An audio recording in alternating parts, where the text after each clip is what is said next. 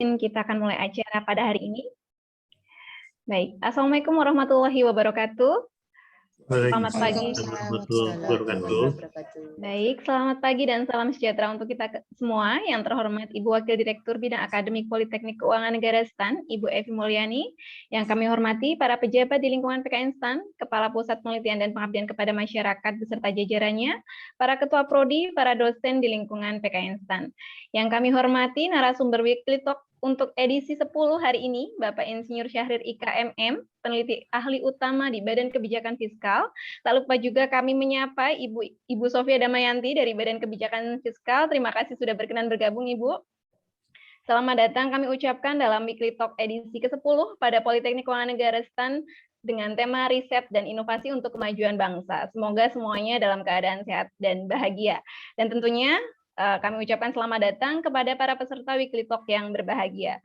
Puji syukur kehadirat Allah Subhanahu wa Ta'ala, Tuhan Yang Maha Esa, berkat karunia-Nya kita dapat berkumpul dalam kesempatan kali ini dalam keadaan sehat walafiat. Meskipun kita baru bisa mengadakan pertemuan secara virtual, besar harapan kita bisa tidak mengurangi makna pertemuan pada hari ini. Perkenalkan, saya Galuh dari Pusat Penelitian dan Pengabdian kepada Masyarakat Politeknik Keuangan Negara STAN yang akan memandu jalannya acara pada hari ini. Baik Bapak Ibu, sebelum memulai jalannya acara, izinkan saya membacakan susunan acara pada hari ini. Yang pertama yaitu pembukaan oleh Wakil Direktur Bidang Akademik, kemudian sesi berikutnya yaitu sharing pengalaman dari narasumber, kemudian sesi ketiga yaitu diskusi, dan sesi terakhir penutupan. Baik Bapak Ibu, tanpa berlama-lama, mari kita masuk acara pertama yaitu pembukaan dan sambutan dari Wakil Direktur Bidang Akademik Politeknik Keuangan Negara STAN kepada Ibu Evi Mulyani. Waktu dan tempat kami persilakan. Baik, terima kasih Mbak Galuh. Assalamualaikum warahmatullahi wabarakatuh. Selamat pagi yang terhormat Pak Syahrir Ika, Bu Sofi, Pak Budi Setiawan yang sudah berkenan nanti akan memoderatori teman-teman P3M. Semuanya terima kasih Ibu Bapak, teman-teman saya, dosen PKN STAN.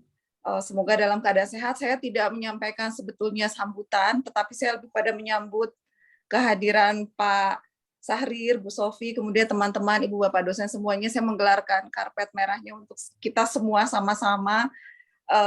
Sekali lagi terima kasih, semoga sehat selalu, dan insya Allah kesempatan hari ini kita akan belajar ini dari Pak Syahrir, Bu Sofi, dan juga nanti tentunya dari Pak Budi Setiawan yang akan memoderatori, sehingga akan memperkaya wawasan kita. Ini lebih kepada sebagai informasi Pak Syahrir, Bu Sofi, ini Weekly Talk ini kami siapkan sama-sama dan ini milik bersama untuk menjadi sarana diskusi, saling memotivasi, menginspirasi, sifatnya informal, diskusi begitu ya, saling sharing.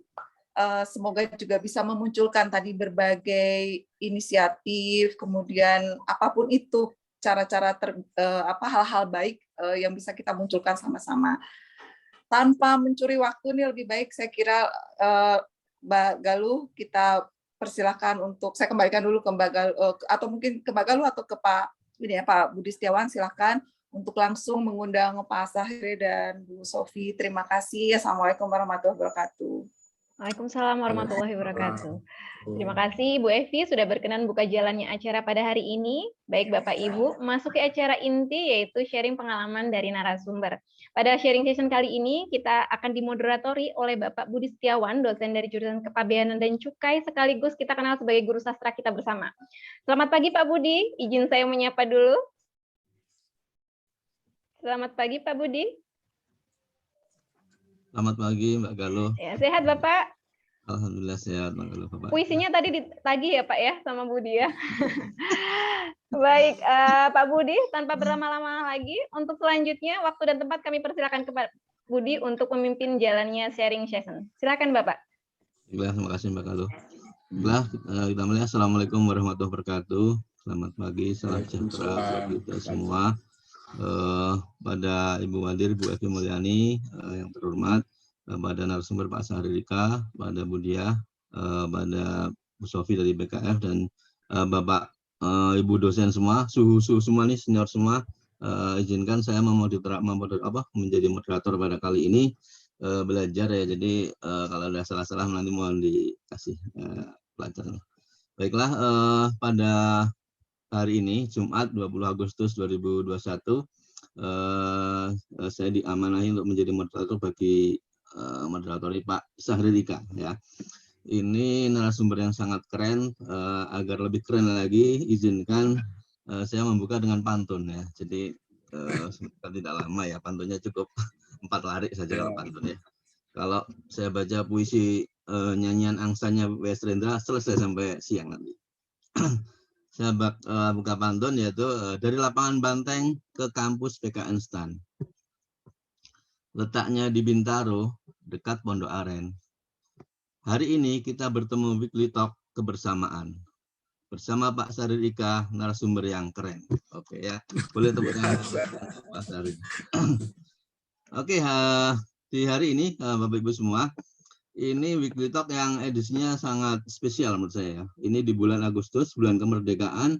Kemerdekaan dalam arti kita larikan pada riset, pada pengembangan, pada inovasi dan sebagainya. Ini tema yang diangkat oleh Pak Sahrid sudah sangat keren, dan kalau bahasa saya ini sangat progresif. Nah, progresif ini tentunya Bapak Ibu dosen semua sangat progresif juga. Jadi mungkin senior pasti sudah sangat tahu ya tentang progresivitas di penelitian ini. Nah, judulnya adalah riset dan inovasi untuk kemajuan bangsa. Oh, ini sangat wow sekali ya. Bagaimana dengan bangsa kita ini ya. Namun demikian ya, sebelum kita ke ke materi, bisa kita tampilkan apa nih Pak ya, Pak Sahrid ya, sedikit biodata Pak ya. Jadi Pak Sahrid sudah sangat terkenal, tapi apa nggak salah lah ya, kita sampaikan beberapa sedikit biodatanya. Bisa ada yang bantu tampilkan biar saya baca nih biodata beliau.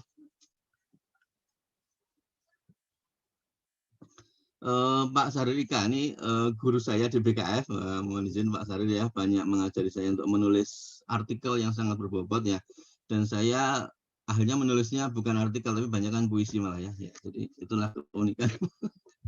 Oke, Pak Sahridika ini S1 dan S2-nya ya, beliau di Undana di Kupang. Ini beliau orang timur, jadi orang dari Indonesia Timur yang kami sangat salut dengan orang-orang dari daerah timur yang sangat berprestasi ya. Kemudian S2 di manajemen keuangan di Trisakti Jakarta. Dan kemudian pekerjaan beliau Pak Sahrid adalah pernah jadi pegawai di data keuangan ya. Dulu namanya departemen Pak ya, sebelum jadi kementerian ya. Kemudian sempat jadi direktur umum dan SDM di PT Aneka Tambang ya. Sayangnya ini Pak, saya belum ketemu dulu Pak Sahrid ya. Kalau sudah ketemu bisa minta logam mulia dulu Pak ya. Oke, kemudian komite audit PT Pegadaian. Ini Pegadaian juga ini ya, mau lebaran bisa ramai. Kemudian direktur utama BLU di Pusat Investasi Pemerintah, ini PIP, dan saya mengalami ini bertemu dengan Bapak ketika di PIP dan pernah rapat juga ya di Juanda. Kemudian beliau adalah peneliti ahli utama di Badan Kebijakan Fiskal Kementerian Keuangan dari 2012 sampai dengan saat ini. Jadi ini derajat peneliti yang sangat tinggi ya, yang wah ini harus kerja keras sekali untuk menuju ke situ ya. Kemudian di organisasi profesi beliau pernah menjadi wakil sekjen pengurus pusat Persatuan Insinyur Indonesia 2006 sampai 2012. Kemudian ketua umum pengurus pusat Himpenindo ya, Himpunan Peneliti Indonesia 2018 sampai 2023, berarti masih menjabat beliau ini. Wah, sangat keren sekali Pak. Dari ini menuju 2024 juga ya Pak, 2023. Dosen Fakultas Ekonomi dan Bisnis Asyafi'iyah ya, dari 87 sampai sekarang. Dan karya tulisnya sudah sangat banyak sekali, bisa dicek di artikel, di jurnal dan sebagainya. Ini sangat banyak sekali beliau. Ada 15 buku bunga ramai, mungkin malah lebih sekarang ya, pasti sudah bertambah. Kemudian juga lebih dari 100 karya tulis ilmiah yang sudah dipublikasikan di nasional dan juga internasional serta majalah ilmiah. Kemudian ada banyak piagam juga ya, Satya Lancana Karya Satya 20 tahun, 30 tahun ya, dan Budaya Karya tahun 2007. Oke, itu biodata dari Pak Sahridika. Nah, apa yang diangkat oleh Bapak Sahridika di acara hari ini? Dari tema riset dan inovasi untuk kemajuan bangsa. Di KBBI bisa lihat riset itu semacam penelitian ya, hampir sama lah. Inovasi itu pembaruan atau di mana adalah sebuah temuan-temuan yang tadinya belum ada atau tadinya ada kemudian menjadi lebih bermanfaat dan sebagainya. Nah, pengaruhnya apa? Nah, ini yang mungkin kita akan bidik adalah ke arah SDM kita ya. Karena apa? SDM kita dari HDI ya, Human Development Index dan sebagainya itu masih sangat tertinggal. Bahkan oleh Vietnam kita kesalip dan sebagainya. Jadi ini akhirnya timbul ya dari Pak Fahrir untuk meneliti tentang riset itu seperti apa untuk kemajuan bangsa. Sedikit sebelum ke materi saya singgung, jadi anggaran penelitian. Nah, ini kan kita Kemenq nih. Kemenq ini kan pasti terkait dengan keuangan. Nah, berapa persen sih, berapa banyak anggaran untuk penelitian ini? Ternyata kita di ASEAN ternyata koran paling kecil ya, kecil cabai rawit. Jadi kita hanya sekitar 0,3% ya dari PDB anggaran kita. Sedangkan Singapura, mohon maaf kalau datanya mengenai yang terbaru yang update detik ini ya, mungkin saya belum sempat lihat ya. Singapura 2,64%, Malaysia 1,29%, Jepang sangat tinggi ya 3,5%, dan Korea 3%, Amerika Serikat mungkin sekitar 2,8 atau 3% lah ya. Nah, ada apa dengan Indonesia yang hanya 0,3%? Nah, masalah di Indonesia itu sangat banyak sebenarnya. Nah, masalah adalah bahan baku bagi peneliti. Konon demikian Pak Saril ya. Jadi dengan banyak masalah sebenarnya ini bahan untuk dikaji, menjadi output, jadi mungkin outcome juga ya, jadi peneliti. Nah, sebagai contoh misalnya apa? Bahkan peraih Nobel ya, siapa ya? Saya lupa namanya. Melakukan eksperimental research di Indonesia dan dapat Nobel. Ya Budiah ya, itu yang terkait dengan SD Invest dan lain-lain, itu penelitian yang sangat-sangat ini di Indonesia malah yang diteliti orang luar dan dapat Nobel. Nah, semoga nanti juga mungkin ada dari peneliti di Indonesia yang juga dapat Nobel ya. Nah, terkait dengan riset dan inovasi yang akan disampaikan oleh Pak Saril seperti apa, kita akan nikmatin bersama-sama. Dan pada Pak Saril, ini waktunya lumayan ya, sekitar 45 menit lah maksimal ya. Kalau lebih nanti saya kasih bel. Jadi sekitar 45 menit Pak Saril akan menyampaikan pemaparan materi. Kemudian sekitar 15 menit kita diskusi. Walaupun kayaknya juga kurang ya 15 menit itu. Tapi dari panitia seperti itu ya. Saya nggak bisa, ini durasi ya nanti.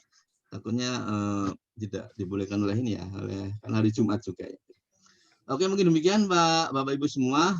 Kita langsung ke narasumber pada Bapak Sahril-Ika. Kami silakan untuk memberikan pemaparan hari ini. Silakan Pak Sahril. Budi, terima kasih banyak. Assalamualaikum warahmatullahi wabarakatuh. Waalaikumsalam. Selamat pagi dan salam sejahtera kepada kita semua. Pertama-tama kita bersyukur ya pada Tuhan Yang Maha Esa kita bisa ketemu di sini ya, kawan-kawan saya semua gitu ya. Kita satu rumpun ya sudah, bukan saya kawan tapi satu rumpun. Tentu dengan Evi, beliau sekarang diamanatkan untuk memimpin sebagai wakil direktur bidang akademik. Tentu ini undangan saya ucapkan terima kasih banyak nih, kami dari BKF diundang untuk berbincang-bincang di sini. Pada momen ini kita secepat-cepatnya saya kasih gambaran sebentar aja sedikit, nanti kita banyak diskusi. Jadi walaupun saya sudah kirim ke Bu Evi beberapa slide, tetapi nanti mungkin kita hanya beberapa sedikit aja slide yang saya jelaskan. Nanti kemudian kita diskusi. Nah, nanti dalam diskusi kita bisa tunjukkan beberapa slide sebagai penunjang. Pak Budi ini rekan saya. Tanpa Pak Budi kalau ada di dalam komunitas peneliti selalu kita happy, itu happy dan kawan-kawannya, karena Pak Budi orangnya suka menciptakan situasi happy. Ya. Happy itu kita kurang Pak Budi di Indonesia ini, kita kurang happy itu ya. Gitu ya. Happy asmara penyanyi. Saya kira makasih Bu Evi ya, PKN STAN sudah undang saya gitu.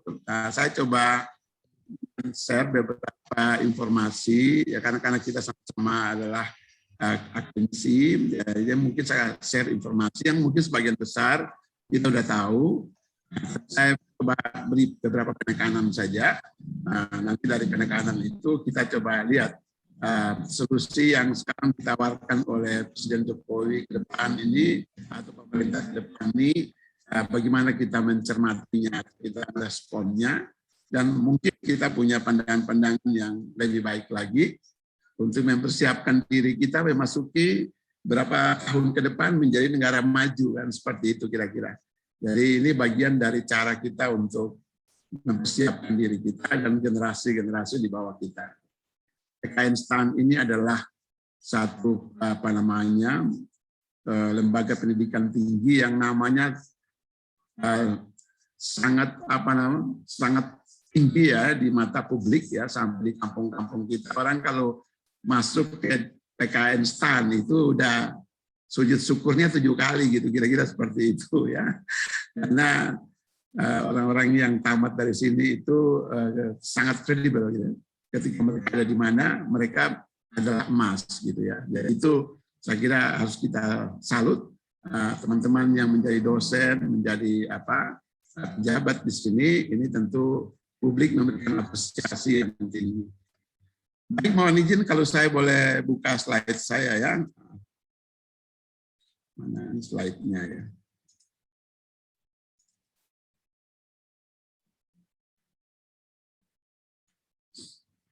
Ya, mungkin saya inilah kira-kira slide saya ya.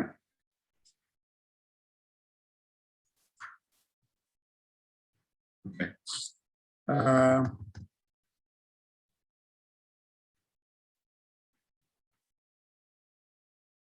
Saya memberi judul ini ya,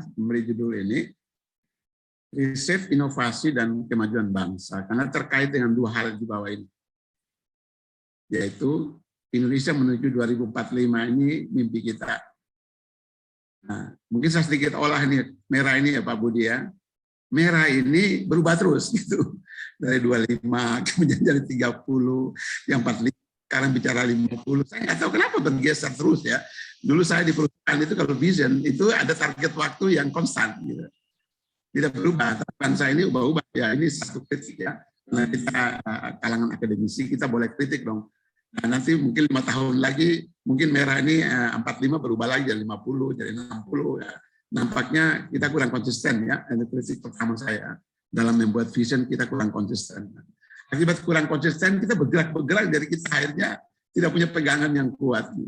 Pada saat yang sama kita berhadapan dengan ini nih, generasi emas Indonesia ini. Nah, ini bonus demografi kita. Nah, di periode 2045 ke bawah ini, ada berapa tahun ke bawah ini adalah puncaknya demografi Indonesia, itu kita mau memanfaatkannya. Nah, bagaimana caranya ya tidak gampang ya. Siapapun jadi presiden ini berat ya. Tapi kita sebagai akademisi kita awal nih bangsa ini supaya vision ini bisa terwujud. Itu kira-kira ya. Nah, saya mulai pertama saya memperlihatkan dulu, kita sudah sama-sama tahu lah. Kalau kita ekonom, kita tahu negara maju itu kira-kira seperti inilah. Banyak definisi, tapi umumnya seperti ini. Disebut sebagai negara maju itu ya negara-negara yang industrinya sudah maju. Negara-negara yang rakyatnya memiliki quality of life yang lebih tinggi. Kemudian skala ekonominya besar, GDP baik nominal maupun per kapitanya. Dan infrastruktur teknologi itu canggih. Nah, jadi kalau teman-teman yang sekolah ke luar negeri itu 20 tahun, 30 tahun sudah masuk ke subway, kita baru sekarang memikirkannya, bahwa memulainya gitu ya. Memang kita agak terlambat. Jadi nanti kata kunci yang nanti akan saya ajukan pada diskusi ini adalah speed. Speed kita menentukan speed gitu. Jadi jangan sampai speed kita biasa aja. Kalau gue sepeda itu harus dipercepat gitu. Kalau naik motor giginya jangan main 2-3 tapi udah boleh masuk 4 gitu. Itu kira-kira seperti itu. Nah, ini kriteria umum negara maju menurut IMF atau Bank Dunia atau barangkali juga lembaga-lembaga lain itu biasanya berkaitan dengan GDP. Itu baik nominal maupun per kapita. Itu kriteria umum yang biasa dipakai untuk mengatakan bahwa sebuah bangsa itu disebut bangsa yang tingkat pembangunan ekonominya itu tinggi. Seperti ini nih. Nah, maka itu semua orang negara di dunia ya menggenjot GDP-nya. Nah, tapi pada saat yang sama Indonesia ini menghendaki tidak aja tinggi, tetapi kualitas GDP-nya itu yang penting, kualitas GDP-nya. Jadi GDP itu harus dinikmati oleh banyak orang. Nah, itu kualitinya. Itu yang kita minta. Jadi maka itu di UUD 45 kalau kita bongkar itu, ya pasti arahnya kepada bagaimana ekonomi ini bagi rata, gitu. Semua orang menikmatinya. Jadi tidak besar, tetapi juga banyak yang menikmati. Industrialisasi oke, harus kita dorong, tetapi nanti dinikmati oleh banyak orang. Kira-kira infrastruktur tidak boleh menyempit di satu tempat, tapi dia harus widespread, jadi dia harus meluas gitu ya, meluas. Harus inklusif infrastrukturnya itu. Kemudian ya standar hidup harus baik. Ketika kita bicara standar hidup, nah inilah kita bicara misalnya Human Development Index ya, bicara indeksnya di ranking berapa kita. Kalau standar hidup kita rankingnya sangat di bawah gitu, ya kita masih jauh. Untuk menggawe sepedanya masih jauh, kecepatannya berapa kali lagi kita dipercepat lagi. Ini kira-kira ya, yang menjadi menarik adalah tahun 2021 ini IMF memberi patokan untuk menjadi negara maju, ini batasnya nih 20.000. Padahal kita di 2045 itu kita pasang 2045 tuh ya 2045 kita pasang 23.000. Ya kita udah telat gitu. Udah telat ya. Amerika tahun 1960 udah mencapai posisi ini. Sini jadi ini. Tapi ini apa-apa, ini jangan kita lihat sebagai masalah, tapi kita lihat sebagai satu tantangan aja. Jadi PKN instan mesti menggawe sepeda lebih cepat lagi nih. Mungkin quality yang sekarang itu dinaikin lagi. Saya nggak ngerti naik sampai di titik mana gitu ya. Tapi itulah kira-kira tantangan kita. Kemudian ini saya kira ini mengenai per kapita. Jadi ada juga yang mengatakan negara maju itu bisa juga beberapa negara yang walaupun secara nominal GDP dia belum maju ya, tetapi bisa kalau seandainya pakai pendekatan purchasing power parity, daya beli, itu barangkali ada beberapa yang tidak masuk tapi bisa masuk. Tapi ini hanya penggolongan-penggolongan yang membuat kebahagiaan beberapa negara saja. Nah, tapi apapun namanya, GDP harus besar dulu. Kalau sudah besar, maka langkah berikutnya bagi. Kan gitu kan? Nah, jadi setiap bangsa itu PR-nya adalah bagaimana membagi GDP. Ya itu yang menjadi PR-nya. Kalau membesarkan mudah, membaginya susah, gitu kan? Nah ini kita lihat kontribusi GDP dunia itu beberapa negara yang sudah maju itu mengkontribusi 60,8%. Selebihnya 42,9% termasuk Indonesia di sini. Jadi memang kita bangsa ini memang sekarang jeliit oleh negara-negara maju. Bagaimana itu sudah hukum alam, kita tidak bisa lari dari situ. Nah, kita tinggal dua, bagaimana kita membawa bangsa ini masuk ke dalam kelompok itu, atau kita jadi pasar buat mereka. Hanya itu. Nah, kalau itu masalahnya, maka kata kuncinya menurut saya ada dua, speed dan strategi. Ini masalahnya. Jadi kalau gitu, kalau kita naik sepeda gitu Pak Abri dan teman-teman semua, ya speed bisa aja. Tapi kalau strategi nggak benar ya tapi kalah gitu, ya kan? Jadi strategi benar menurut saya kalau urutannya strategi benar dulu, baru speed. Itu urutannya. Walaupun saya nulis nih ya, ini bisa dikritik Pak Budi nih ya, saya nulis ya. Harus strategi itu harus speed gitu kan. Oke. Nah, kita lihat juga. Tadi sudah sampaikan mengenai ini ya, Human Development Index. Ya. Ini tidak cukup GDP, tapi juga indikator-indikator lain yang sekarang sudah berkembang, yang ini menjadi PR bagi teman-teman di akademisi. Nah, ini PR nih, ini HDI ini bagaimana mencerdaskan warga negara kita, bagaimana membuat mereka sehat, tapi juga mereka punya duit gitu.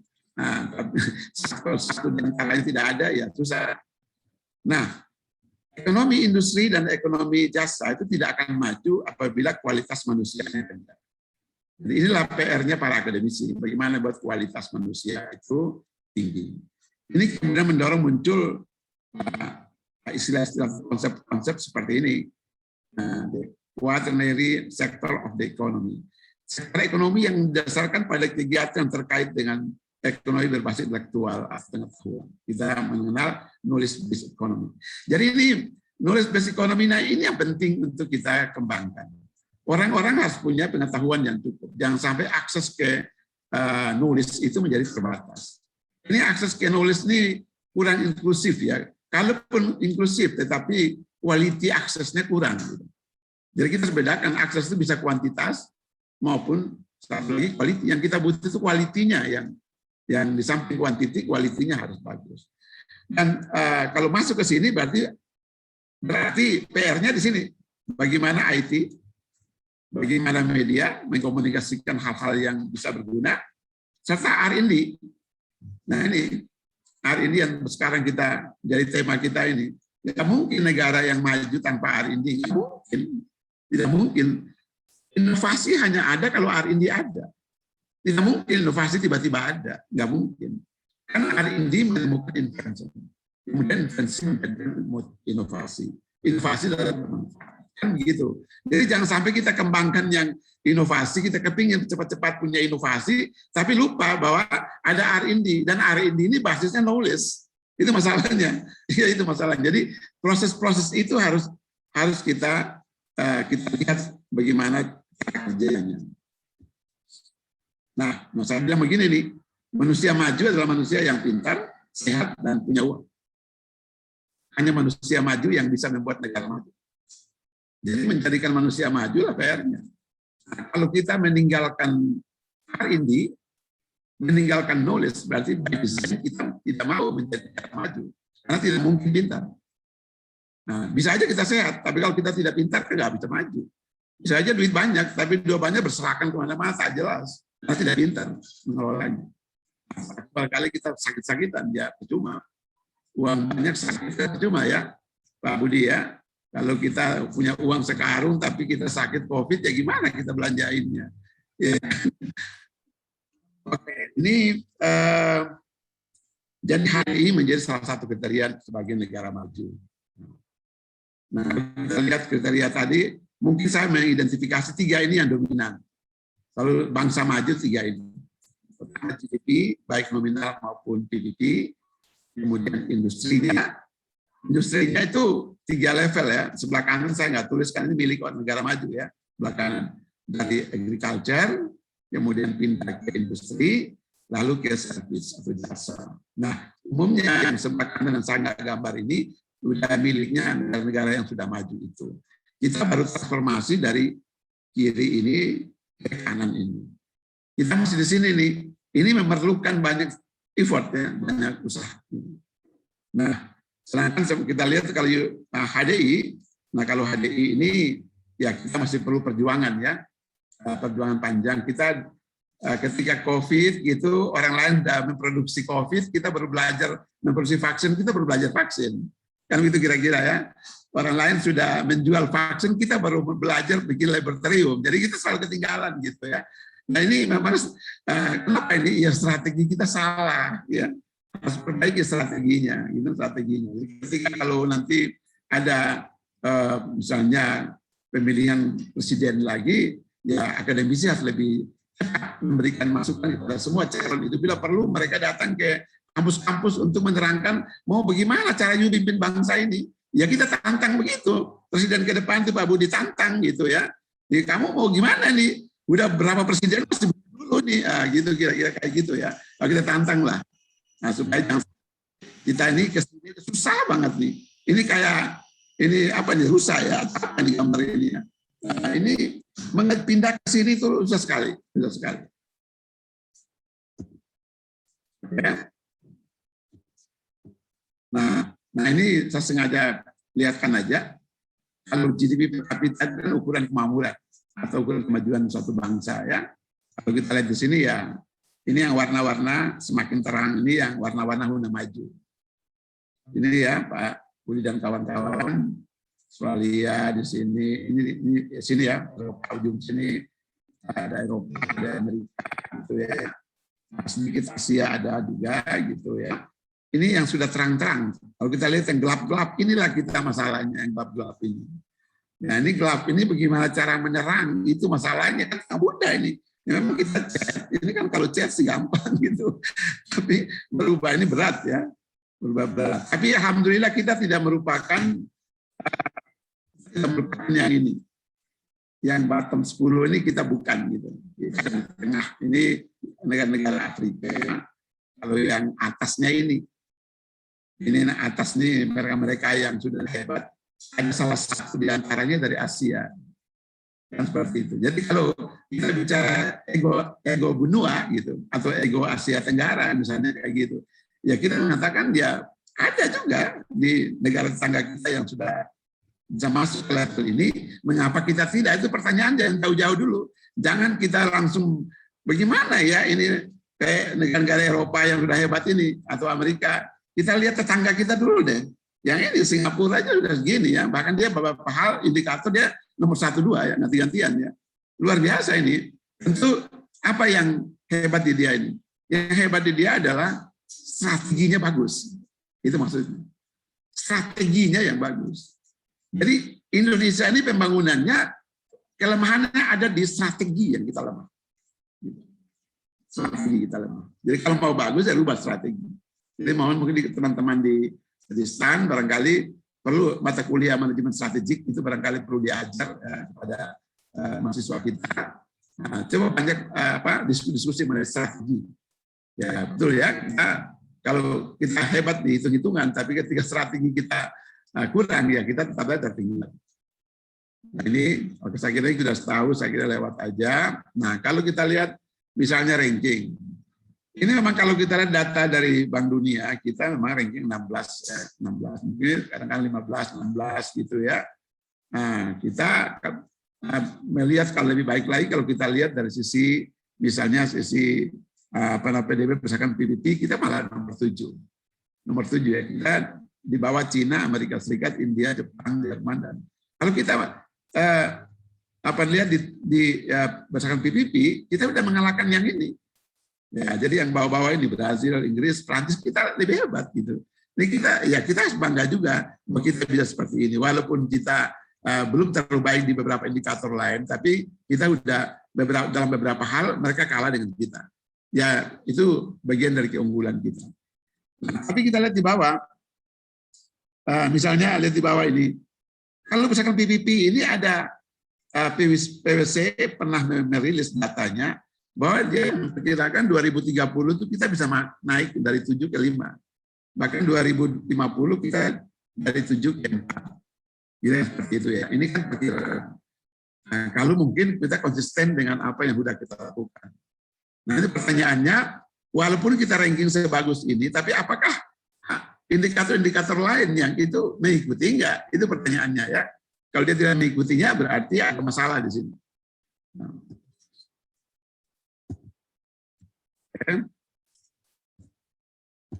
Sorry.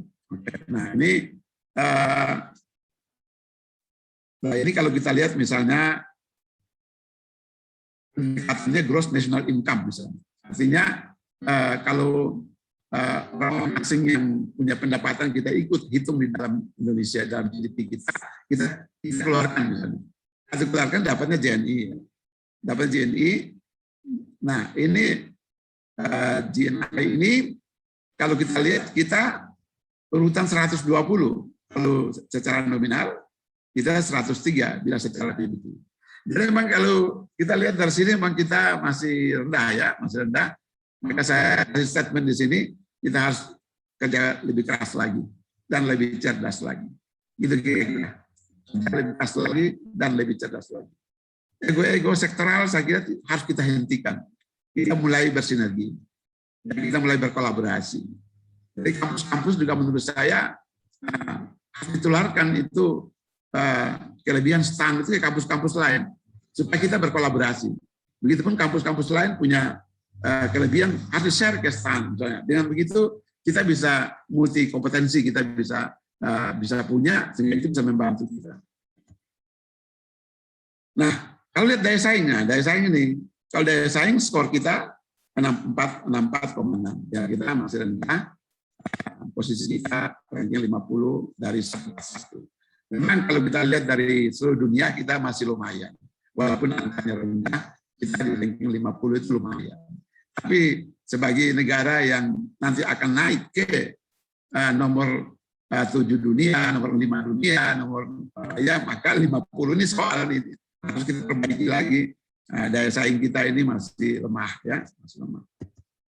Kalau kita lihat dari daya saing lemah ini mana sekali kita lihatnya beberapa yang masih kecil nih 30 sekian gitu. Ini Kalau kita ngambil angkanya di sini yang lebih rendah ini, kalau kita breakdown lagi, bisa kita lihat lebih kecil lagi ya. Misalnya upah kita itu kecil.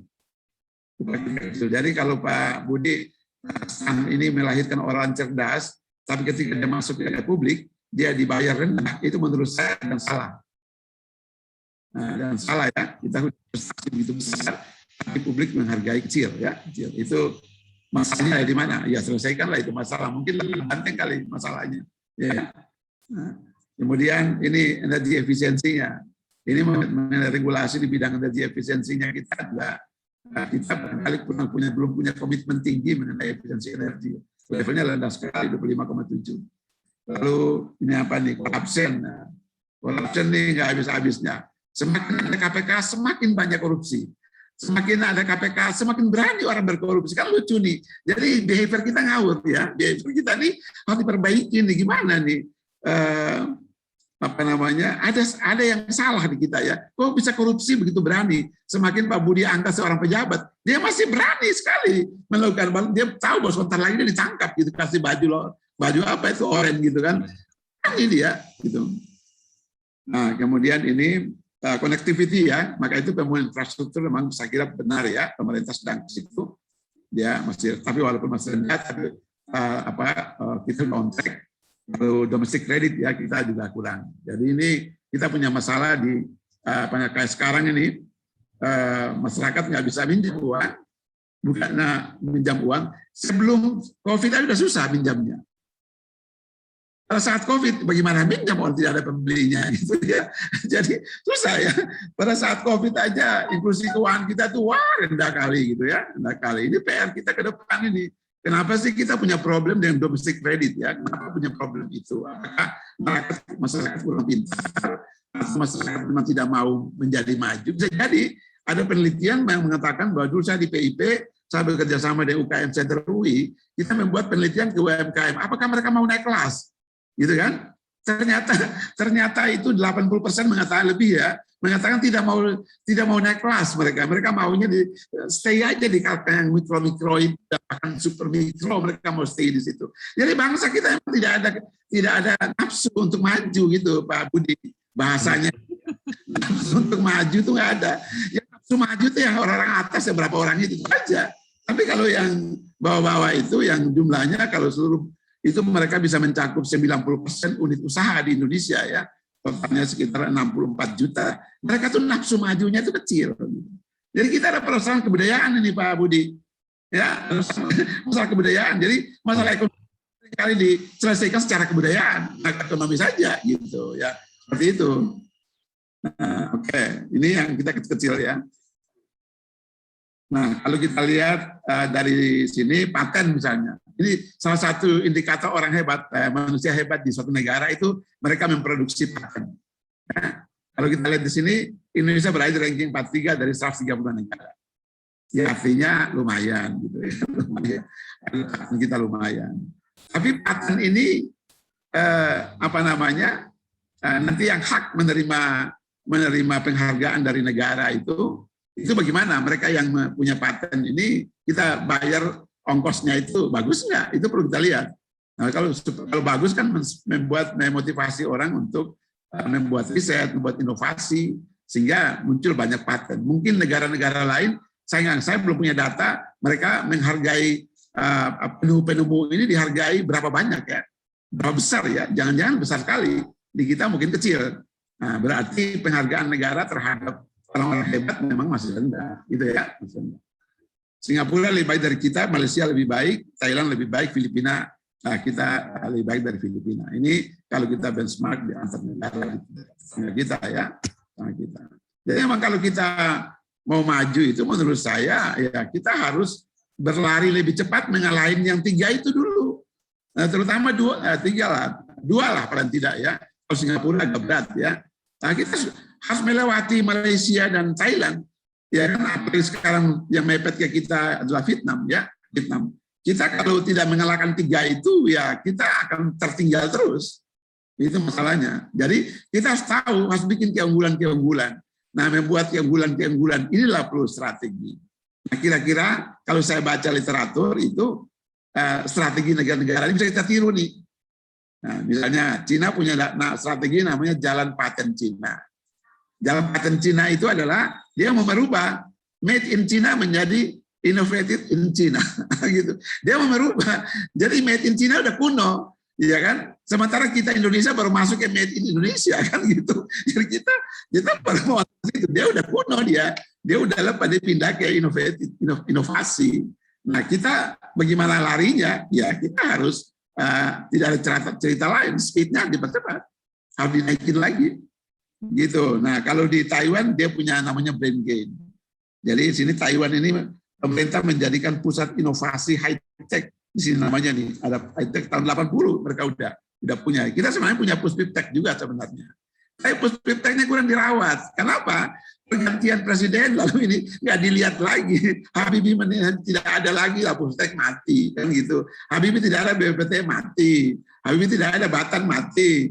Habibie tidak ada LIPI mati. Ya kan gimana caranya kita mau maju gitu ya? Susah nih. Nah, presiden ini alhamdulillah ini saya akan cerita di belakang nih, Jokowi ini mulai hidup lagi nih. Saya melihat Jokowi udah mulai masuk ke back to Habibie lagi. Nah, nanti saya akan cerita di belakang ya. Ini satu hal yang saya syukuri ya. Nah, ini Korea Selatan, dia punya jalan namanya 577. Nah, 577 ini begini, 5% tuh GDP budgetnya. Kalau kita kecil kali ya, kita jauh di bawah 1%-nya. Kemudian meraih 7 besar negara berkekuatan sains dan teknologi dunia yang didukung oleh 7 area strategi teknologi. Nah, dia punya teknologi antara lain ini. Ya, kita udah tahu bersama lah. Nah, dia jelas nih. Tapi saya pikir jangan-jangan kita nggak jelas. Ternyata dulu kita jelas juga. Ini ada Indonesia punya strategi ini. Saya baca dari bukunya Juhal ya. 1747. Ada kita nih. Tapi kemudian pergantian pemerintah ini hilang nih. Hilang di 1747 ini. Tidak menonjol lagi gitu ya. Indonesia melalui visi Indonesia 2025 ingin menjadi 12 besar kekuatan ekonomi dunia, GDP nomor 12 pada tahun 2025. Akan dialokasikan anggaran 1% sampai hari ini 0,sekian persen gitu kan. Nah ini kemudian anggaran kita juga, anggaran riset itu Pak Budi dan kawan-kawan, anggaran riset kita itu 80-an persen itu dari pemerintah, swasta itu kurang dari 20%. Jadi artinya keterlibatan swasta ini kurang. Maka strategi pemerintah harus mendorong swasta untuk juga melakukan investasi besar-besaran di bidang R&D. Harus begitu. Kalau enggak kita tidak mungkin meraihnya. Jadi kita juga punya ini walaupun sekarang kurang begitu, kurang lemah ya, jalannya lemah. Kalau kita lihat satu lagi ini India punya. Ini dia process and services. Jadi dia India sekarang dia bisa memproduksi vaksin, dia lebih cepat ya, cepat sekali dia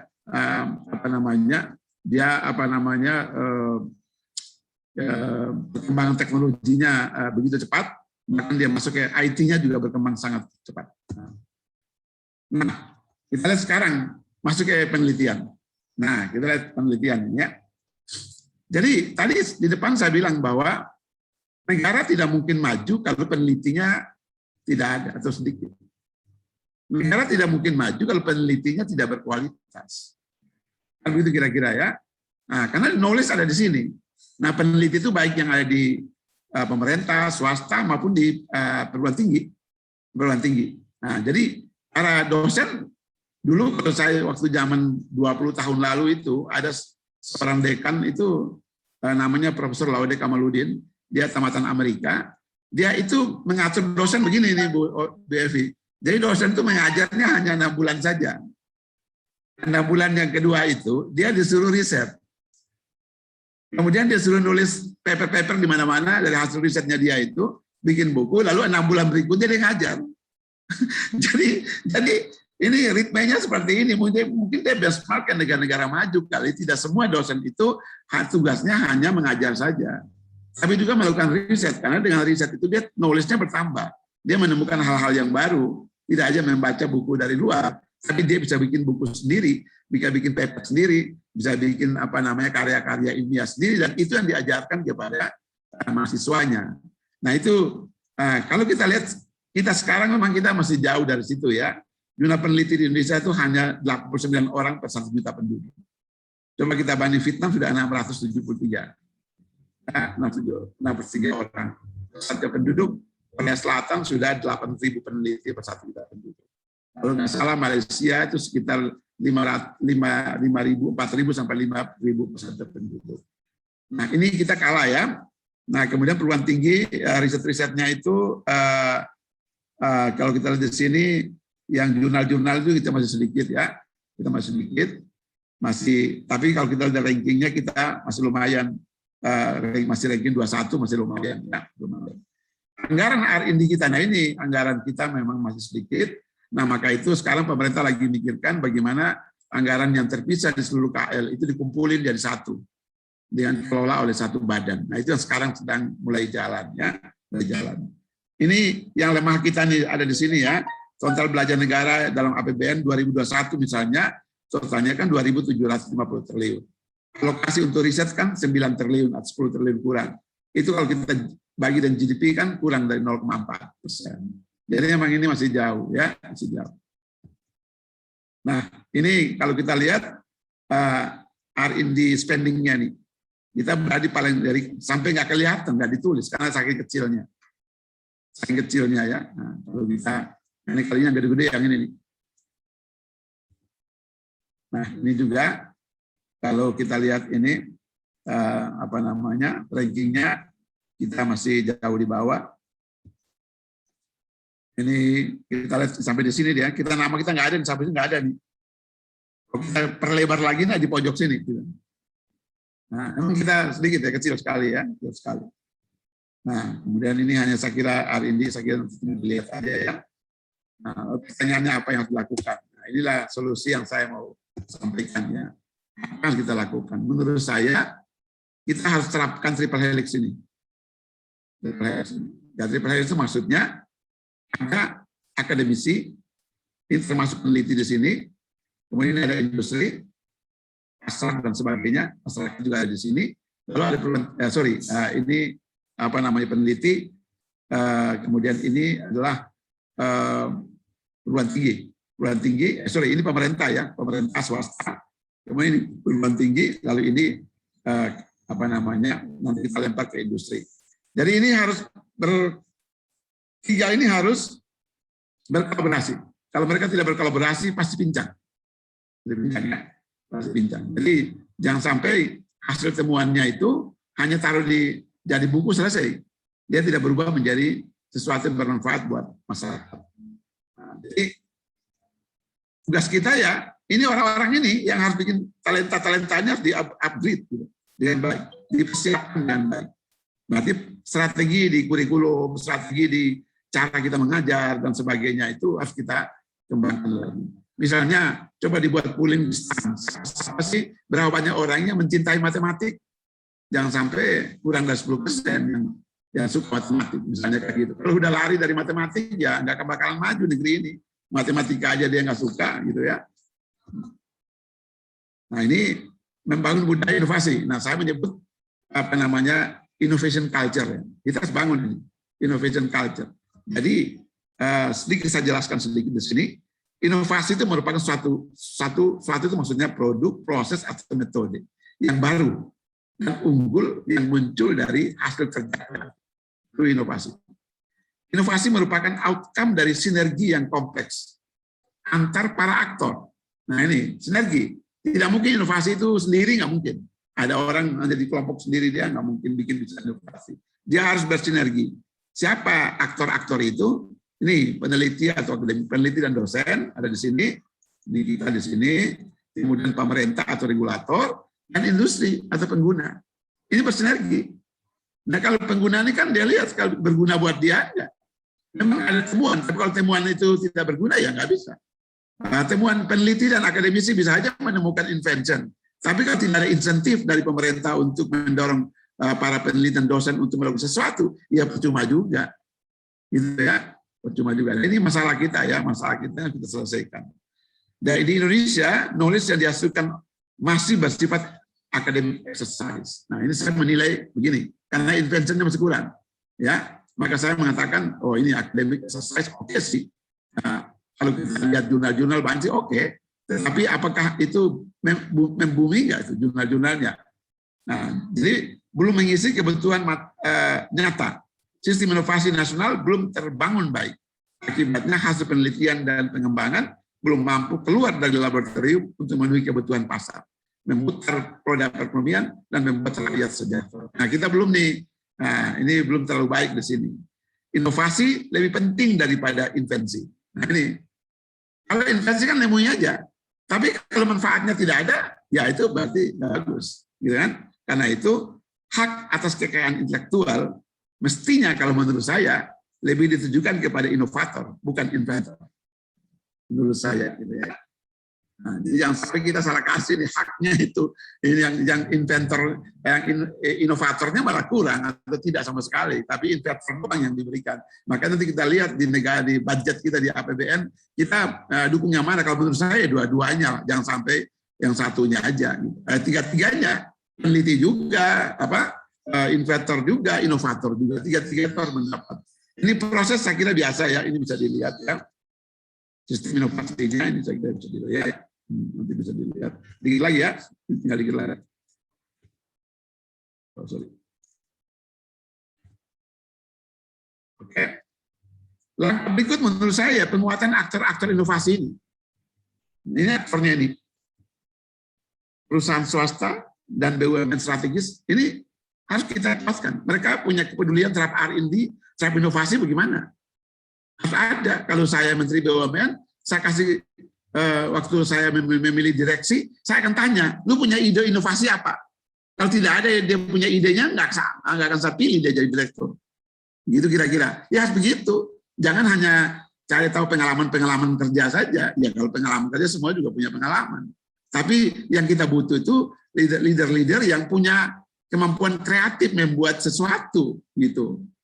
Kemudian perguruan tinggi. Nah, kita berada di sini, Stan berada di sini. Kita harus dorong untuk mengembangkan teknologi inti.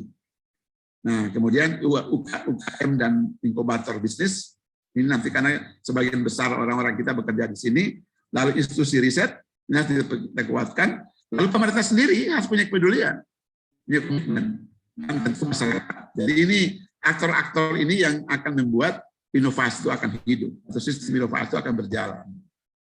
Nah ini saya contoh-contoh aja. Sekarang ini begini Pak Budi dan kawan-kawan para dosen STAN, ini yang dari Bappenas ini nih, yang sebelah kiri ini. Jadi kalau saya terjemah ini ada di sini lah, dia bilang 2045 itu 23.199 US dollar per kapita. Ini dipasang di sini ya. Nah sekarang habis COVID, Ibu Bapak sekalian, habis COVID kita turun dari 4.000-an ke sini nih. 38, 70 kita turun lagi. Akhirnya kita golongan kita diturunkan lagi oleh IMF, Bank Dunia kita diturunin lagi, kita punya kelasnya. Tapi kita punya mimpi gede, oke lah bagus ya. Walaupun mimpi itu gede-gede amat, biasa-biasa aja. Mimpi itu gede-gede amat. Nanti kita rubah lagi nih, pasti yakin saya. Ntar lagi rubah lagi nih, 45 ganti berapa gitu, angkanya berubah lagi. Jadi goyang di angka ini. Saya waktu di PPRF zaman dulu ya, dengan Bu Sofi, dengan teman-teman yang dosen beberapa yang di PPRF ya, kita masih PPRF, masih ibu kita buat buku yang namanya MP3EI. Angkanya tidak segini. Beda angkanya. Berubah. Nah, sekarang kalau kita slow-slow saja, kita barangkali kecepatannya ya segini-gini. Kita nggak maju-maju, lambat sekali. Perlu percepatan ke sini. Jadi harus punya kecepatan. Menurut saya ya, kalau tidak 7 sampai 10 kali ya mati kita. Kalah kita ya. Kalau hanya 1-2 kali aja ya kita hanya main di sini. Kan begitu kira-kira. Nah, bagaimana caranya? Ini riset dan inovasi jadi basis. Kalau kita tidak, jadi berarti para peneliti dan para perkayasa serta para dosen itu punya PR berat, yaitu bagaimana kita angkat ini nih, Pak Budi dan kawan-kawan ke atas. Kalau enggak ini nggak mungkin tercapai ini. Ini kira-kira nanti kita bisa diskusikan. Nah, terakhir saya sedikit ingin masukkan mengenai bagaimana Pak Jokowi. Ini saya kira lewat aja ya. Nah, ini Pak Jokowi, ini menurut Pak Jokowi nih. 2045 ini punyanya dia ya, kita ingin Indonesia menuju tahun 2045 menjadi negara maju dan salah satu 5 kekuatan ekonomi dunia dengan kualitas manusia yang unggul serta menguasai ilmu pengetahuan dan teknologi, kesejahteraan rakyat yang jauh lebih baik dan merata serta ketahanan nasional dan tata kelola kementerian yang kuat. Pemerintahan yang kuat dan berwibawa. Ini menurut Pak Jokowi. Ini saya kutip ya, saya kutip. Nah, terus ini pilarnya ada 4 ini, pembangunan manusia, serta penguasaan iptek, pembangunan ekonomi berkelanjutan, pemerataan pembangunan, kemudian pemantapan ketahanan nasional. Nah, kalau kita lihat tujuannya ini, ya, yang saya kira tujuan umum lah ya, tujuan umum. Nah, ini saya kira pembangunan manusianya, saya kira sudah saya ngomong tadi ya. Nah, ini kalau kita lihat skenario-nya ya seperti ini. Sekarang kita misalnya pertumbuhan ekonomi 5,1, rencananya mau bikin 5,7. Jadi kita 5,7 ya. Nanti kita nomor 5, dan sekarang nomor 16 kita mau jadi nomor 5. Lalu dari PDB per kapita dari 3.000 sekian akan menjadi 23.000 sekian. Lalu yang ini peranan dari industri 21% akan menjadi 26. Kemudian peran investasi 32 menjadi 38. Pertanian 13 turun jadi 7. Jadi ini memang sudah desain kita seperti ini. Ya. Kita lanjut aja. Nah, baru pemerintah membentuk Badan Riset Nasionalnya BRIN. Ini sekarang yang lagi heboh di peneliti sekarang nih. Bu Sofi dan kawan-kawan lagi sibuk ini nih. Masalah BRIN ini karena sebentar lagi para peneliti akan pindah ke BRIN semuanya gitu. Gitu ini informasinya ya Pak Budi ya. BRIN sudah dibentuk. Habibie yang terbaru, Habibie baru dari dilantik. Habibie baru disebut Handoko ya. Handoko kepala LIPI yang diangkat dari kepala BRIN itu saya beri istilah Habibie kini gitu ya. Udah dilantik, dia sekarang memimpin BRIN, sekarang dalam proses untuk mengalihkan seluruh peneliti yang jabatan profesional peneliti yang 8 ribuan itu akan dibawa semua ke BRIN. Itu kira-kira seperti itu ya. Tapi apakah di BKF ada yang tidak mau ikut? Ya boleh aja, sudah ada surat edaran dari Menpan. Ini boleh nggak ikut, tapi lu jangan jadi peneliti di situ, gitu ya. Lu jadi yang lain aja. Jadi mungkin sebentar lagi Pak Budi, kawan-kawan saya barangkali datang lapor jadi dosen ini di sini. Analis. Atau jadi analis kebijakan kan antara itu ya. Nggak apa-apa, itu dibolehkan oleh pemerintah. Tapi BRIN ingin punya peneliti yang berkumpul satu tempat biar gampang membuat speed tadi itu yang kita buat tadi itu ya. Nah ini strategi dia saya sudah terangkan ya.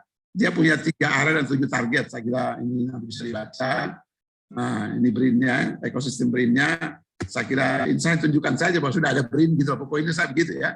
Dengan sudah ada BRIN ini, nanti LIPI, BPPT, Batan, kemudian LAPAN, serta seluruh Litbang itu akan terintegrasi semua di BRIN. Dan nanti BRIN akan membuat, bisa jadi BRIN akan bikin seperti ini ya, bisa jadi seperti ini ya, misalnya. Saya menduga seperti ini. Bentar ya. Saya sudah kasih ancer-ancer saya di mana tadi ya. Saya taruh di mana, saya lupa tadi ya. Waduh, saya taruh di mana. Jadi paling tidak, kita harus punya pusat-pusat riset di seluruh Indonesia, dan jangan tempatnya hanya di kota besar aja. Misalnya di Sulawesi itu, di Manado pusat riset apa? Mungkin Oceania atau apa perikanan di sana. Pusat riset di Papua apa gitu. Dan itu seperti Korea bikin kayak gitu, Cina juga bikin kayak gitu. Ada sentral-sentralnya. Jadi para peneliti walaupun pegawai di BRIN, mereka tempatnya bisa di mana-mana, bisa di seluruh Indonesia gitu. Nah, itu yang kita belum. Kita maunya jadi orang kota terus kita. Ya kalau peneliti-peneliti mau jadi orang kota terus kapan maju negeri ini gitu. Ya sekali-sekali jadi orang Papua Barat gitu ya. Hanya tinggal di sana gitu, orang BRIN tapi tinggalnya di sana karena ada pusat riset tentang riset apa di sana, misalnya seperti itu. Saya kira itu ya, mungkin itu aja pengantar saya untuk diskusi ini. Kira-kira itu poin saya adalah memang kita perlu atur strategi yang bagus. Kemudian yang kedua adalah untuk menjadi negara maju itu memang kecepatannya harus dinaikin lagi, speednya naikin lagi. Sehingga itu mudah-mudahan ini bisa membantu kita. Ini ada Pak Maman baru muncul sekali di sini. Pak Maman sudah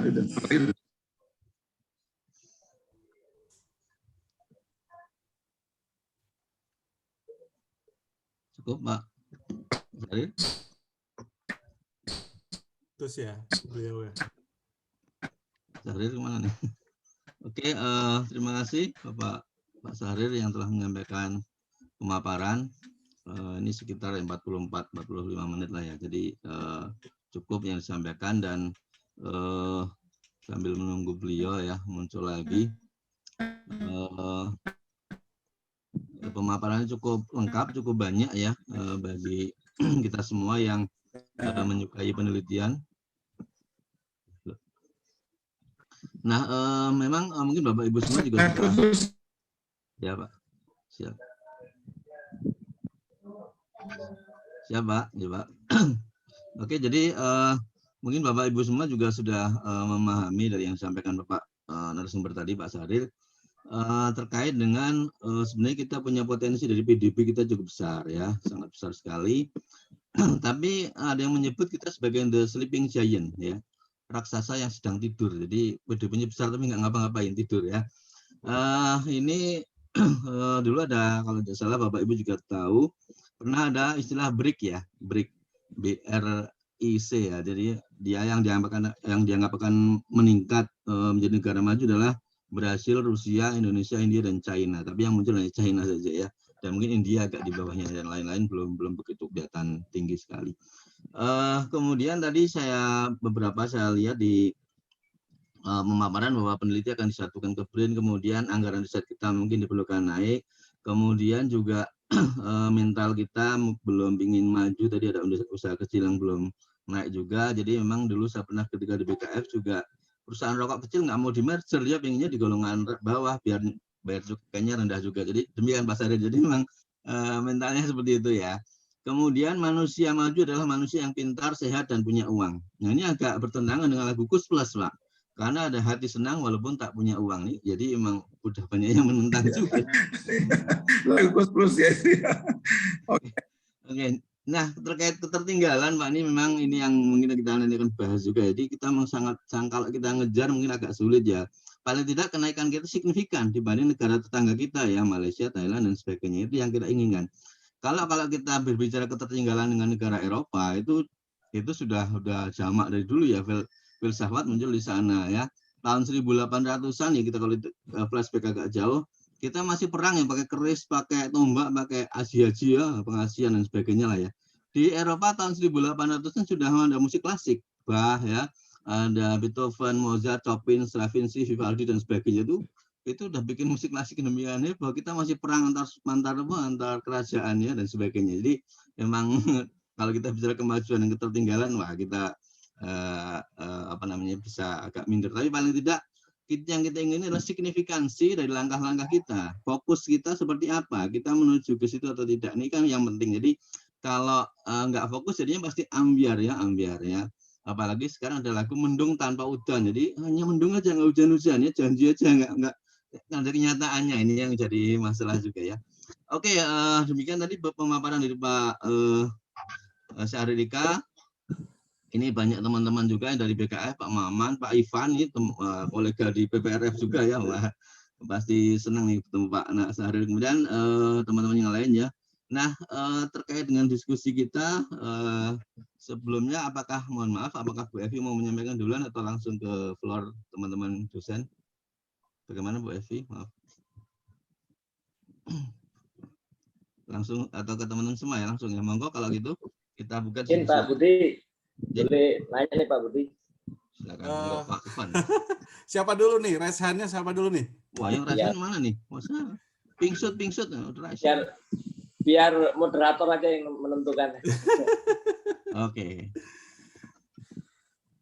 silakanlah, ini teman sesama teman, jangan saling mendahului, monggo aja lah ya. Saya juga nggak berani Pak, orang ada dan kajur. Oke, saya catat ya. Silakan Pak Iman dulu Bapak ya. Oke, baik. Makasih. Assalamualaikum warahmatullahi wabarakatuh.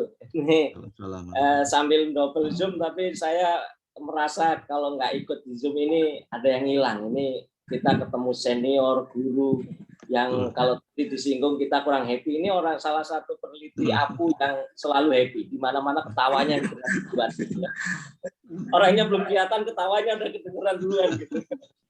Ini beliau sosok yang menurut saya inspiratif, baik aktif di Direktur Antam, Direktur Utama PIP, di Penindo, Ketua Umum Penindo, dan luar biasa. Tapi apunya pun juga tercapai dengan lumayan cepat gitu ya. Makanya meskipun 16 tahun lalu sampai sekarang wajahnya tetap menurut saya masih bagus, Pak.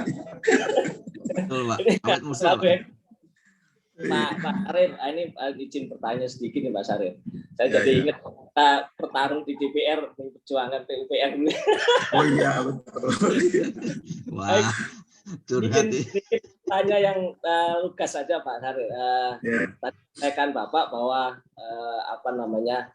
kemajuan negeri ini harus didukung dengan riset.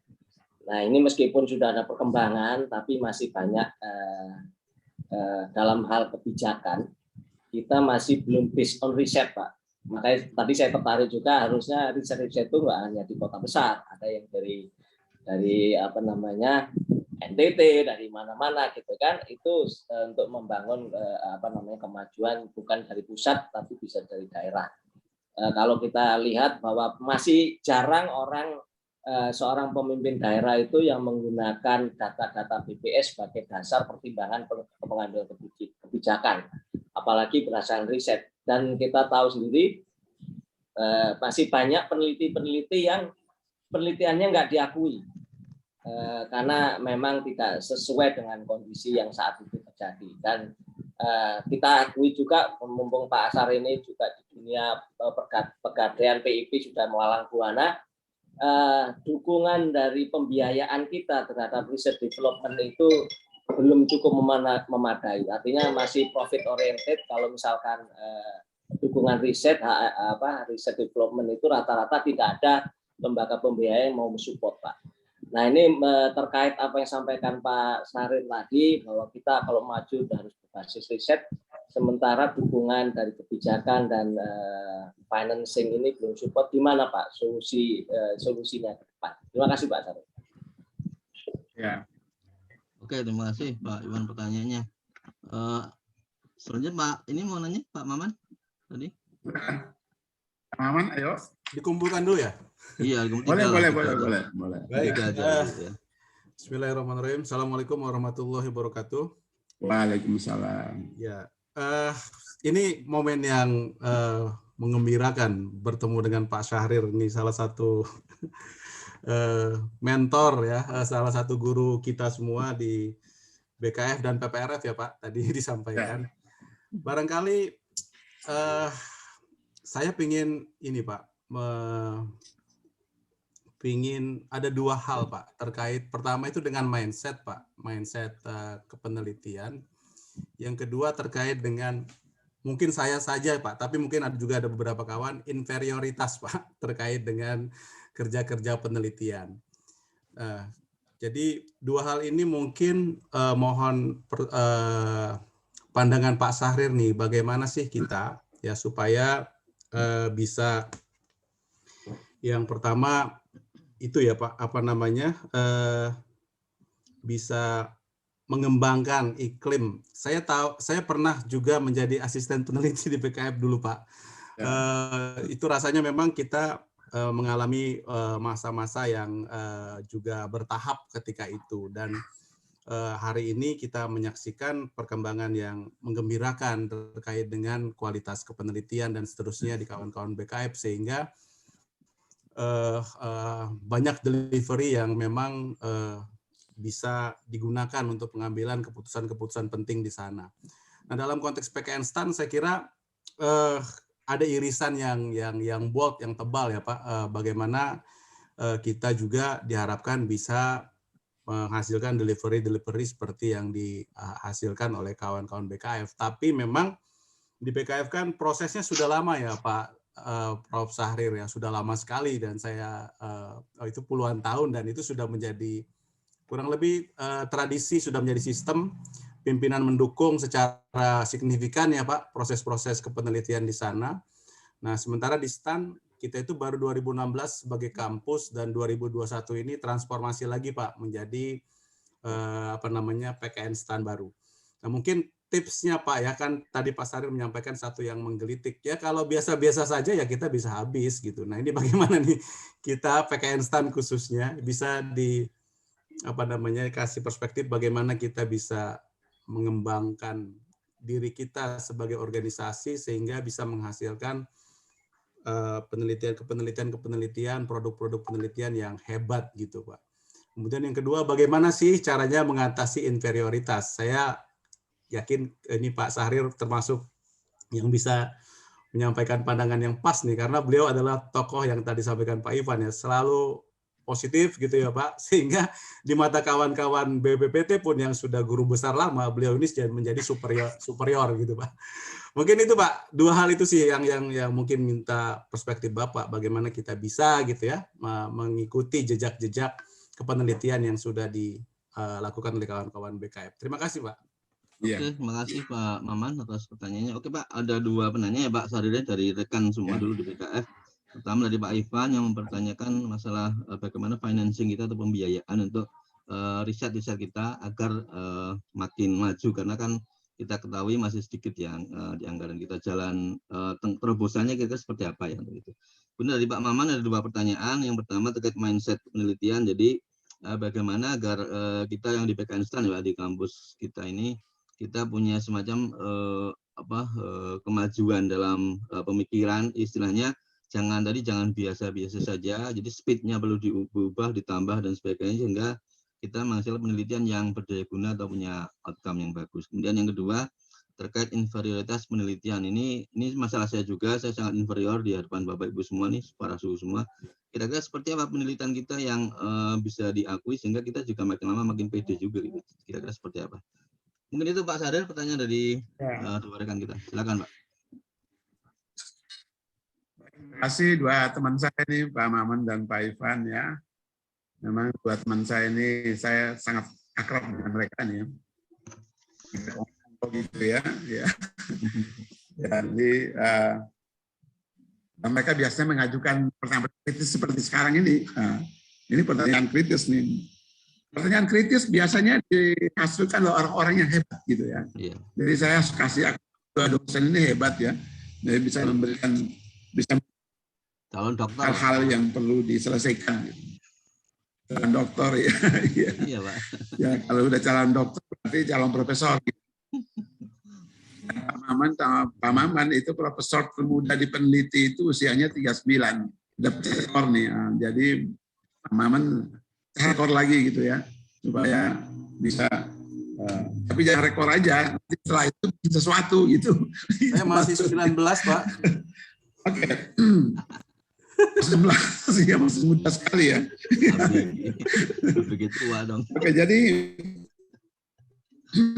begini ya, kalau saya bikin ilustrasi dulu ya, ini menjelaskannya tidak bisa langsung to the point, tapi saya kasih ilustrasi dulu ya. Dulu waktu saya direktur SDM di Antam, itu kan saya punya banyak geologis. Saya punya geologis, saya punya geologis. Ya. Saya punya juga yang sosial, ya, ekonomi dan sebagainya. Gitu. Di mata saya mereka itu adalah orang-orang yang punya nilai tinggi. Nah itu pertama dulu deh. Pertama dulu. Jadi pemimpin jangan sampai downgrade anak buahnya, itu aja masalahnya. Pertama itu, ya kan? Jadi di mata kita, anak buah kita itu orang-orang yang punya knowledge, orang-orang yang bisa bekerja bagus, gitu ya, orang-orang yang bisa mendelivery sesuatu yang bagus. Itu ditaruh dulu, gitu maksudnya. Nah kalau kita misalnya pimpinan kita misalnya belum apa-apa sudah mengatakan lu kagak bisa, ya itu sudah susah. Berarti memang dia tidak mau mengurusi orang-orang yang tadi bilang kita ini sudah dilahirkan Tuhan dalam keadaan sempurna, gitu ya, dalam keadaan sempurna. Tapi kita bisa kata Al-Quran itu kita bisa dibawa orang-orang dibawa daripada binatang kalau kita tidak mengelola dengan baik. Jadi mau bermanfaat atau tidak seseorang pegawai, apalagi dia peneliti ya dia dosen gitu, itu kembali kepada pimpinannya. Apakah pimpinannya punya mindset untuk menjadikan orang-orang ya, anak buah dia itu smart atau tidak? Gitu. Itu pertama. Sebab kalau tidak ada niatnya, nanti activity nggak ada. Kalau activity nggak ada kan program nggak ada budget gitu kan. Kalau nggak ada budget ya udah nanti cari sendiri. Jadi ekosistemnya itu tidak dibangun. Nah, ekosistem tidak dibangun. Maka itu pertama adalah tipsnya adalah itu pemimpinnya ya top manajemennya harus punya komitmen untuk mendorong riset di misalnya di satu lembaga. Dalam hal ini misalnya PKN STAN. Komitmen itu. Nah setelah komitmen itu oke, kemudian tadi bikin strateginya, kita mau delivery apa kepada bangsa. Gitu. Kan begitu kan? Delivery kepada bangsa, tulis dulu. Kalau PKN STAN misalnya, membuat delivery terbangsa itu memerlukan satu kerja yang tidak biasa-biasa saja, maka tawaran saya tadi adalah lakukan kolaborasi. Ini maksud kolaborasi. Jadi kita harus kolaborasi banyak pihak. Nggak bisa kita maju sendiri. Nah, dan PKN juga begitu. Saya sudah mengingatkan kawan-kawan, riset kita harus kolaborasi dengan industri, dengan perguruan tinggi, kolaborasi. Dan kolaborasi itu ada kombinasi kompetensi yang kita pakai untuk memperkuat hasil kita itu. Karena penelitian itu apapun namanya, itu kayak gula dan semut. Gitu. Semut akan datang kalau gulanya ada. Ya kan? Nah tinggal gulanya itu, semut itu tergantung jenis gulanya juga. Gulanya cukup manis, tidak manis, atau sangat manis. Kalau sangat manis akan datang banyak semut. Gitu kan. Jadi kita menghasilkan satu output, hasil-hasil riset kita, yang kategorinya sangat manis. Karena sangat manis kalau kita masuk ke teori marketing, sangat manis ini definisinya apa? Gitu. Sangat manis itu harus customize, bukan product oriented, tapi customer oriented. Itu customize namanya. Kalau customize berarti sudah ada, kita tahu yang dibutuhkan apa. Kita tahu level yang dibutuhkan apa. Jenis yang dibutuhkan apa. Jadi kita sajikan satu produk yang sesuai dengan kebutuhannya itu. Nah, banyak hasil penelitian kita yang masih product oriented. Ya. Jadi product oriented, jadi dia menghasilkan sesuatu, dia terbitkan di jurnal, selesai bangga dia, pesta makan siang. Gitu Pak Budi ya. Lalu ada teman kita tulisannya keluar di jurnal, makan siang namanya, traktir yuk, gitu kan. Nah dia bangga terhadap produk oriented itu. Ya.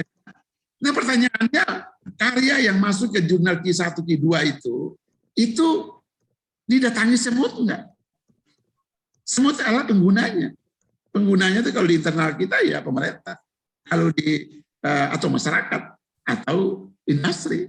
Kalau dia tidak menemukan, dia tidak menangkap gula yang kita sajikan, maka selama itu dia mengatakan, yuk nggak ada apa-apanya.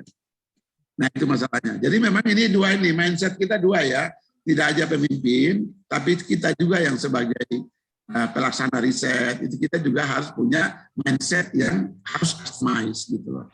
Ya kan? Harus customize. Saya waktu di pertemuan audiensi dengan Pak Bambang Brojonegoro, waktu itu saya membawa tim Himpenindo untuk audiensi dengan dia mengatakan bahwa tahulah pasar sama-sama di BKF, itu ceritanya dia, ini di depan umum nih, ada ribuan orang ikut gitu. Beliau mengatakan begitu. Dan di BKF kan saya tahu lah, kalian tuh peneliti-peneliti itu kerjaannya kan hanya cari angka kredit kan. Itu kata menteri yang pernah mantan kepala BKF gitu ya. Artinya di lingkungan luar kita mengatakan bahwa mungkin kita tidak customize gitu. Kita lebih production, tapi tidak ke customer. Jadi mari kita lihat kita butuh apa.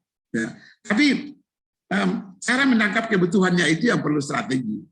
Banyak kita ketemu dengan eselon 1, banyak ketemu dengan menteri, banyak ketemu dengan industri, banyak ketemu dengan eselon 2. Nah kita tahu nih kebutuhannya apa. Jadi jangan nulisnya ke sini, risetnya ke sini, yang dibutuhkan yang sama gitu. Jadi itu tidak connect. Nah saya melihat itu kita punya masalah ada di situ. Ya, tapi itu penyebabnya adalah karena memang pusat riset kita itu tersebar. Dia tidak satu. Itu masalahnya. Karena tidak satu, kalau sebarannya juga tidak subjek to kompetensi. Misalnya beberapa orang ditaruh di pusat X, padahal bidang ilmunya bukan di situ. Ini kan namanya bagi habis. Kalau tidak boleh, peneliti itu tidak boleh bagi habis. Peneliti itu bagi kompetensi. Dosen nggak bisa bagi habis. Nggak bisa dong. Dosen harus bagi keahlian, bukan bagi habis. Nah, seperti itu kira-kira. Jadi ini menurut saya pertama adalah kita harus itu dulu. Komitmen dulu. Bahwa kebijakan itu berbasis riset, itu as komitmen. Dan Presiden sudah melakukan itu. Sudah berulang-ulang itu Pak Jokowi mengatakan, saya tidak mau kebijakan berbasis mimpi, nggak mau saya. Kan udah ngomong ulang-ulang. Kebijakan harus berbasis riset. Pertanyaannya, pimpinan kita ini, mereka melakukan nggak itu perintah Presiden itu? Ini itu masalahnya. Ya kan? Tadi kalau Pak Ivan mengatakan di kabupaten itu, walaupun dari perintah Presiden, buat perda-perda, buat kebijakan daerah itu pakai riset, pakai evidence base. Pertanyaannya, siapa yang melakukan di sana? Kalau level-level daerah kayak gitu, lembaga riset ada. Karena para penelitinya mau tinggal di kota aja, nggak mau tinggal di desa, ya kan? Itu masalahnya. Jadi kan, kalau saya Presiden, saya akan mengatakan begini, hey peneliti, kamu tuh akan punya nilai tinggi kalau kamu ada di desa, gitu. Kenapa? Ketemu konsumennya, gitu kan? Gitu kan? Nah, jadi kalau ini masalah, itu masalah strategi. Nah, itu masalah strategi. Jadi habis komitmen, ya, kemudian strategi. Habis strategi, lalu persiapkan orang-orangnya. Orang-orangnya dipersiapkan, dikasih menu-menunya supaya dia bisa kerja baik, buat iklim yang bagus. Kadang-kadang kita walaupun sepintar apapun kita di satu lembaga, kalau iklimnya nggak bagus, kita nggak bisa maju. Jadi membuat iklim bagus itu penting. Organizational climate, it has conducive. Itu tugas siapa? Tugas pemimpin. Ya kan? Tugas pemimpin. Yang membuat dia kondusif. Banyak mendengar daripada banyak perintah, gitu kan? Banyak mendengar. Kemudian banyak lihat di mana titik masalah yang kritis. Nah, di situ diselesaikan. Dan terlalu banyak rapat-rapat juga nanti habis waktu. Jangan peneliti dosen suruh habis bikin rapat aja tiap hari, ya kapan belajarnya? Kapan risetnya kan gitu. Kamu fungsional nih peneliti nih, supaya kamu rapat tiap hari sama saya ya. Ya tetap penelitinya Pak, gitu. Itu masalahnya. Karena fungsional itu beda gitu kan. Nah ini mindset nggak sama. Itu masalahnya.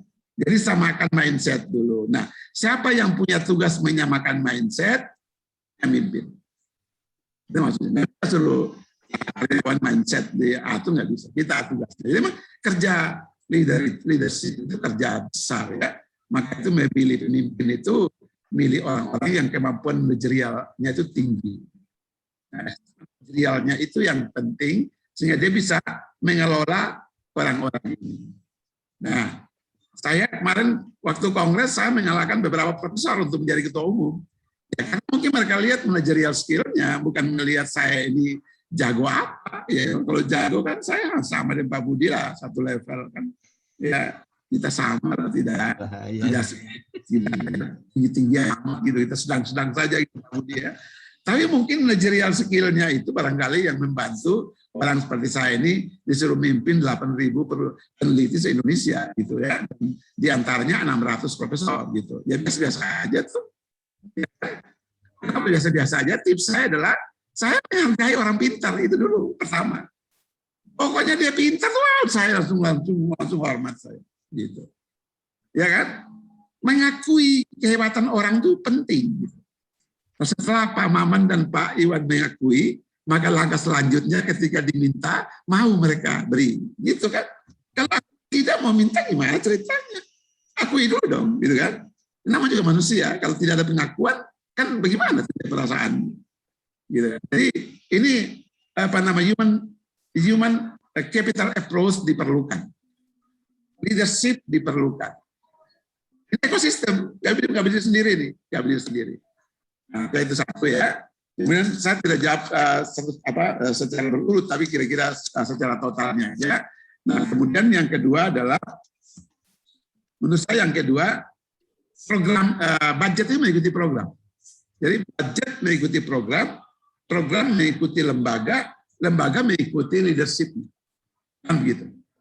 Jadi ada anggaran keluar kalau tidak ada activity. Tidak ada aktivitas kalau nggak ada program. Program kalau lembaga tidak menyediakannya. Lembaga tidak menyediakannya kalau pemimpinnya tidak punya ide. Dari mana mulainya? Ini dari pemimpin. Punya ide dulu dong. Punya gagasan dulu. Baru tercipta itu. Jadi entrepreneurial di leadership-nya juga penting. Gitu. Penting untuk melahirkan itu. Misalnya, kalau sekarang menghadapi BIN, menurut saya ya, Nadine kan menyerahkan riset perguruan tinggi itu tetap di bawah BIN, walaupun orang-orangnya ada di perguruan tinggi. Gitu. Menurut saya, ya STAN sudah mulai berpikir punya pusat riset sendiri. Ya, buat pusat riset sendiri yang kredibel gitu, yang keren gitu. Kalau di pendidikan akademik kita udah oke. Gimana posisi siapa tahu nanti peneliti-peneliti di BKF malah disuruh join ke sini, misalnya, ya kan? Namun ini lebih menjamin inisiatif riset itu lebih berkembang. Bisa jadi seperti itu. Dulu juga pernah ada pemikiran seperti itu. Ya, jadi coba buat misalnya dipikirkan kita punya riset sendiri, nanti kita in out yang kayak tadi pola tadi itu 6 bulan 7 bulan kita jadi dosen, 3 bulan berikutnya kita jadi peneliti dulu, ya kan? Kalau kita rambang-rambang kan susah itu. Ya. Kemudian kita masuk lagi dan membawa hasil kerja kita mengajarkan, masuk senang. Ini loh paper saya yang kemarin saya tulis loh. Ini loh hasil penelitian saya. Isinya begini, anak-anak gitu kan. Wah, mereka senang punya dosen yang mengajar dengan karya sendiri. Kan hebat luar biasa itu. Ya kan seperti itu. Setelah itu baru tugas kita sebagai akademisi dalam triple helix itu kita hanya mendelivery knowledge, itu tugas kita. Kita tidak masuk ke invention, kita tidak masuk ke inovasi. Itu urusan orang lain lagi. Ya, tapi tugas kita adalah menyebar knowledge. Gitu ya. Jadi jadikanlah kampus PKN STAN ini menjadi knowledge center. Knowledge center yang keren gitu. Yang di dalamnya tuh kajian-kajian begitu banyak gitu. Riset-riset begitu banyak. Di samping juga menu-menu akademiknya itu juga banyak sekali.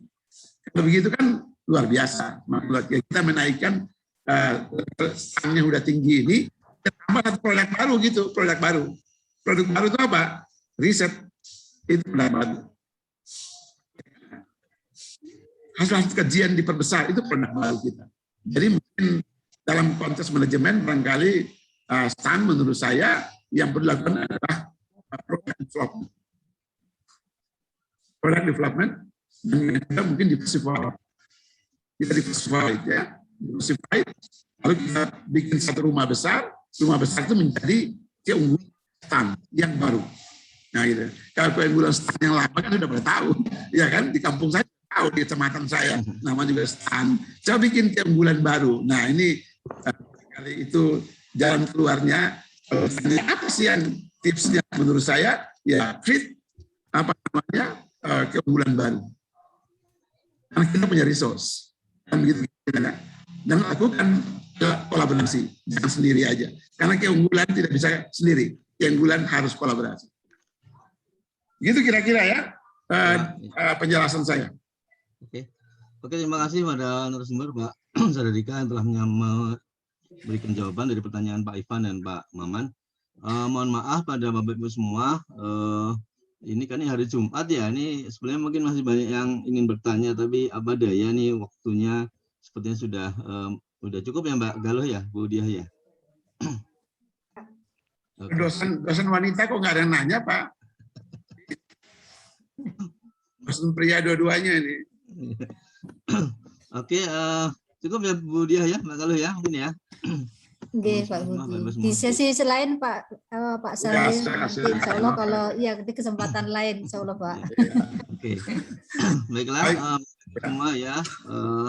Terima kasih Pak Syahrir sudah menyampaikan pemaparan dan juga sudah diskusi kita.